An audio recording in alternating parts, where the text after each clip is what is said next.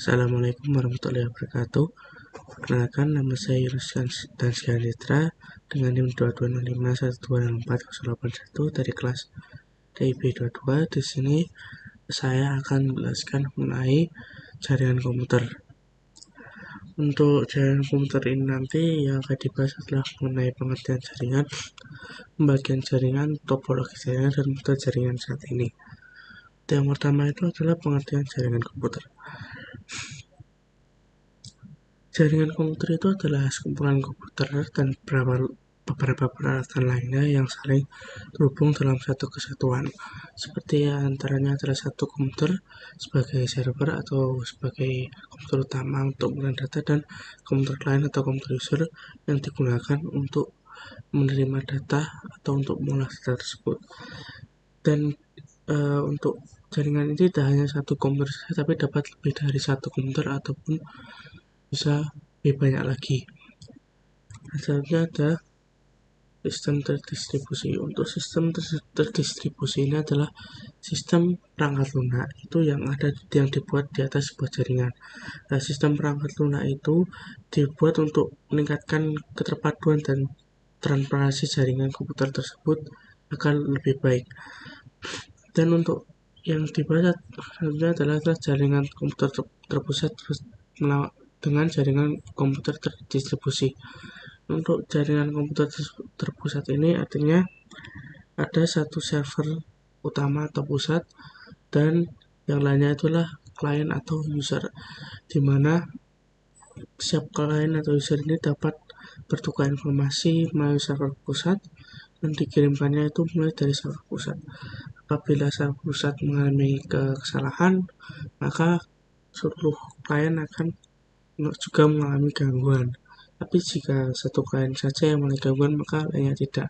Sedangkan untuk sistem jaringan komputer terdistribusi ini, servernya itu tidak hanya satu, melainkan ada beberapa. Jadi untuk berkomunikasi itu dapat melalui satu server ini atau satu server yang lain, sehingga apabila satu server mengalami masalah, klien-klien yang lain itu tidak akan mengalami masalah, atau server yang lain tidak akan mengalami masalah. Dan untuk selanjutnya adalah bagian jaringan. Untuk jaringan yang pembagian jaringan berdasarkan cakupan itu ada 4, yaitu PAN atau Personal Area Network, terus ada LAN atau Local Area Network, terus ada MAN Metropolitan Area Network, dan WAN atau Wide Area Network. Untuk PAN sendiri atau Personal Area Network itu bisa seperti wireless mouse atau wireless headset atau headphone atau wireless keyboard, itu adalah personal area network. Dan untuk local area network itu contohnya seperti pada laboratorium atau pada satu perusahaan atau gedung, itu biasanya memiliki IP yang sama. Dan untuk MAN atau Metropolitan Area Network itu adalah gabungan dari beberapa LAN yang ada, dan itu berada pada satu daerah atau satu kota, itu adalah MAN. Dan biasanya itu diatur dalam oleh organisasi internet tertentu pada daerah tersebut atau organisasi yang ada pada daerah tersebut. Dan tentunya ada Wide Area Network, yaitu gabungan dari banyak sekali MAN yang digabungkan sehingga dapat menjadi area network atau jaringan yang sangat besar. Dan selanjutnya itu berbagian jaringan berdasarkan atasnya. Yang pertama itu ada internet. Kalau internet itu adalah jaringan yang luas yang mudah sekali untuk dipakai oleh publik, dan semua informasi itu mudah dijangkau oleh publik tanpa ada masalah apapun, sehingga untuk masalah keamanan itu sangatlah rentan diserang ya. Dan untuk internet sendiri adalah internet khusus yang disiapkan oleh suatu organisasi atau perusahaan yang hanya bisa dimasuki oleh organisasi tersebut atau perusahaan tersebut dengan izin khusus. Maka keamanannya itu lebih baik dan mudah untuk diakses bagi yang ada di dalam organisasi tersebut, tapi tidak untuk di luar dari organisasi tersebut.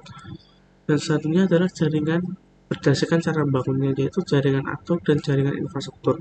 Untuk jaringan ad hoc itu sendiri itu bagian jaringan dari kabel seperti yang jaringan kabel ya, yang membutuhkan, seperti kalau kita ada laptop itu membutuhkan wifi, maka kita bisa menggunakan HP kita untuk menyalakan hotspotnya. Itu disebutkan sebagai jaringan network atau jaringan kabel yang sementara. Sedangkan untuk jaringan infrastruktur, itu jaringan kabel itu yang mengambil dari, biasanya jaringan kabel itu infrastruktur itu jaringan yang mengambil dari modem atau router atau dari kabel yang ada di luar itu yang sudah disiapkan oleh suatu organisasi atau perusahaan yang lainnya.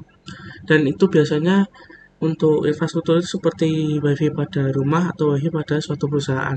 Dan itu biasanya digunakan untuk jangka waktu yang lama karena itu sudah dipersiapkan. Nah, selanjutnya adalah pembagian jaringan berdasarkan penggunaan kabel. Yang pertama itu ada wired network. Wired network ini jangkauannya itu sangatlah terbatas ya, karena kan membutuhkan kabel yang sangat banyak kalau kita menggunakan banyak isi. Sedangkan wireless network itu jangkauannya bisa tidak terbatas, tapi ada batasannya karena biasanya ada jarak tertentu untuk bisa menggunakan jaringan tanpa kabel ini. Dan untuk kecepatannya itu hampir sama, tapi untuk wired network ini lebih konstan dan lebih bagus daripada wireless network. Karena jika wireless network itu apabila kita semakin jauh dari pusat servernya atau wifi-nya, itu akan sinyalnya akan menjadi lebih buruk. Sedangkan wired network itu sinyalnya biasanya akan konstan tetap sama walaupun agak jauh. Dan selanjutnya itu adalah bagian itu jaringan berdasarkan syaratnya. Yang pertama itu ada unicast, yaitu bagian kita dapat suatu server itu dapat membagikan suatu hal atau membagikan informasi itu dapat hanya satu komputer saja atau satu komputer pilihan. Contohnya seperti saat kita mau meng-email mungkin ya.